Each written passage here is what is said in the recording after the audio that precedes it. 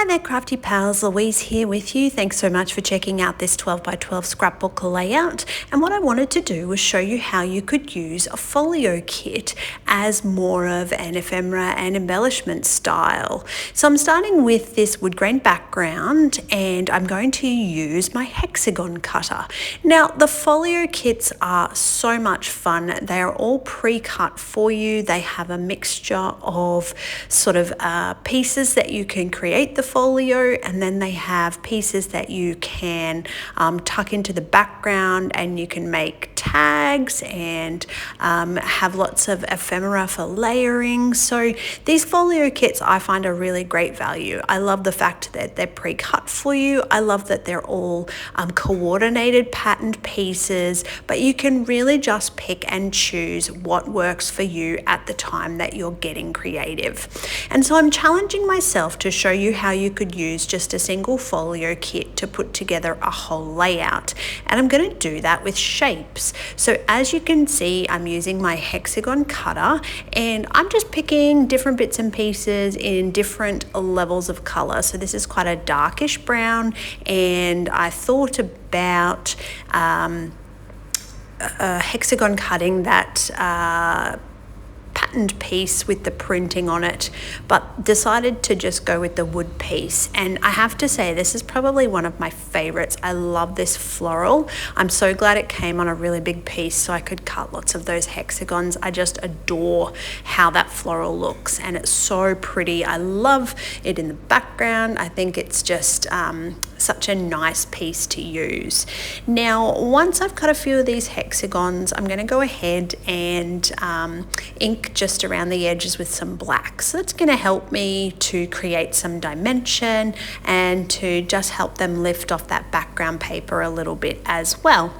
Now, I haven't actually chosen a photo. I've pulled out some photos that I think might go with this collection, and I'm just going to mark a spot where I feel my photos might go. So I definitely know at this stage that I'm going to place my hexagons over this left hand side, and I'm going to work them from that sort of top to bottom on the vertical line as opposed to laying them horizontally. And so it's at this point where I know that I don't want the hexagons to cover a whole piece, so I don't want them to be too strict or structured as such. So you can see I'm leaving some gaps, and I'm just layering them around in a few different ways so that there's a couple of different gaps. And I didn't do that with the intention of actually adding the stitching later, but as I kind of put the layout together, I knew that I just needed that little bit of something more, and that's when I decided to go ahead and do some stitching. So this yeah, it was coming together beautifully. I'd already used my this deeper brown at that bottom section, so I felt like I had to have a little bit of that at the top, and that will just help coordinate those two sections. And yeah, so this is super easy and it's coming together beautifully. I really love when something works and it feels like it just flows quite naturally. So that was fun. I enjoyed this part of the process, and the way the background sort of came together, super simple and easy. Now, while I was flicking through the folio kit, I also pulled a few of the ephemera pieces that I thought might work. So I've got the ribbon floral piece, and it's now that I'm going to start to think about sort of my embellishing. So I need some form of a title, and the EXO title is just perfect. I know I'm going to be able to find a photo that will suit that quite appropriately, and I'm really just thinking about my layering and how I'm going to really get my creative process happening here in terms of layering and building this up. Now, over on that right hand side, I knew that I wanted to have that circle embellishment. I think that again, the floral piece with its deep browns and its yeah, its flower feature, that's going to work beautifully. I did try to use that sort of larger tag with a few more of the florals, and I have a bit of a think through some of these photos that I've pulled.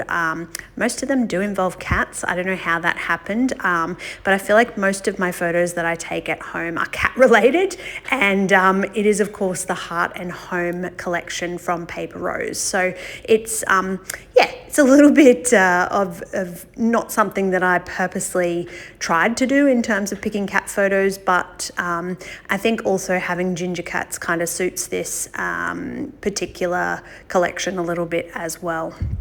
All right, so this is, I print all my photos at home, and I actually printed this twice accidentally, one in a 4x6 size and one in that smaller 3x4 size. But I think this actually kind of works pretty well because it's just a super cute little photo. This is Master Popeye for anybody who hasn't watched any of my cat videos in the past. And Popeye is a very naughty little boy. So when you get him in his well-behaved moments, like sitting in his little loaf box, in this particular photo, it's quite a rare occurrence. And so, I don't know, it felt like it worked really beautifully with this collection and the hexagon background that I was working with this at this point in time. So yeah, I think this photo is really cute, and layering the same photo in two different sizes just really pulls your eye towards that photo and that memory. So having a bit of fun putting this all together in terms of cardboard to add some dimension.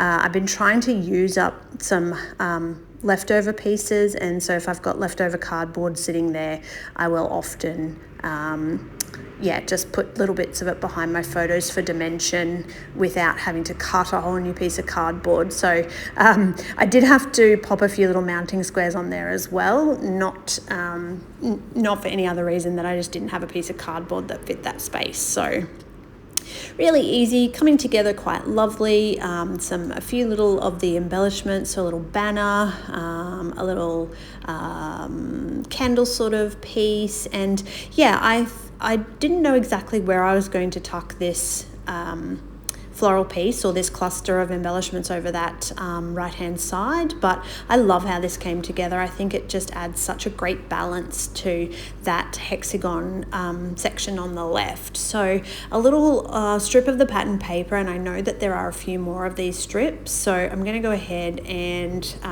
add just a little bit more in there. So very technical technique. If it's not long enough, tear it in half and still tuck it behind your embellishments to have just little pieces of it poking out. And this is where off camera I glued everything down and went away with my stitching and just added a few little hexagons on their own, but also added some of the sort of golden brown stitching around some of those hexagons too, just to add that little bit of dimension. So while I was off camera, I just didn't feel like the layout was finished. So it didn't feel finished because it didn't have a border, and I briefly considered just adding like an inked border, but I went through my stash and I found just some brown pattern paper, and I thought, how cool would it look if I kind of only trimmed around certain areas and let them poke through. So actually let the hexagons have that little bit of highlighted space at that upper section and bottom section of the layout. So you can see I'm only trimming certain areas. I think it's about it's like 1/3 of an inch, so off the bottom and the top. And as it comes together, I do on that right hand cluster as well, just trim a little bit more off.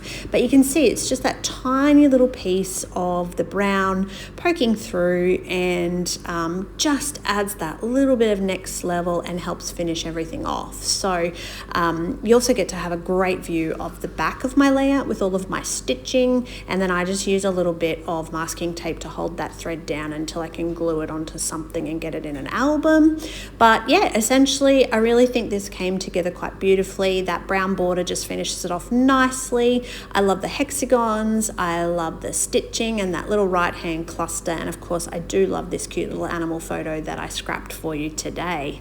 So the final stage of this layout is I'm going to just curve those edges up. So I just use my fingers to bend back and just add a tiny little bit of dimension to those edges. Nothing super serious, but that is how I encourage you today to have a look at the folio kit from Paper Rose Studio. It's got lots of embellishments. I think you'd easily get a lot more layouts out of this if you wanted to use them for layouts. They're great value and really fun to play with. So a couple of close-ups coming up for you, but that is my share today. I hope that you have enjoyed that video from me. Please, if you have questions or comments, I'm always happy to see them. Happy scrapping as always, and make sure that you check out Paper Rose Australian products.